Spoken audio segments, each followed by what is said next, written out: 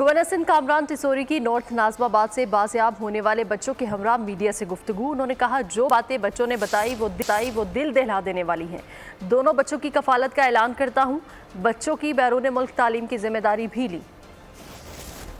باتیں ہم نے سنی، وہ کسی بھی ماں باپ کے لیے دل دہلانے والی ہیں۔ مجھے نہیں پتا کہ ان کے والد اور والدہ کے درمیان کیا ایشو ہے جس کی وجہ سے والدہ دبئی میں ہے، والد بچوں کے ساتھ نہیں ہے، یہ اپنے رشتہ داروں کے گھر رہتے ہیں۔ میں آج آپ سب میڈیا کے سامنے ان دونوں بچوں کو یہ سر پر ہاتھ رکھ کر یہ دونوں بچوں کو آفر کر رہا ہوں کہ ان کی کفالت، اگر یہ اعلیٰ تعلیم کے لیے ملک سے باہر جانا چاہتے ہوں یا جہاں بھی رہنا چاہتے ہوں، گورنر ہاؤس میں رہنا چاہتے ہوں یا ہمارے ساتھ رہنا چاہتے ہوں ایز اے فیملی، تو میں ان دونوں بچوں کی کفالت کی پوری ذمہ داری لیتا ہوں۔ سبسکرائب کریں اور بیل دبائیں تاکہ کوئی خبر رہ نہ جائے۔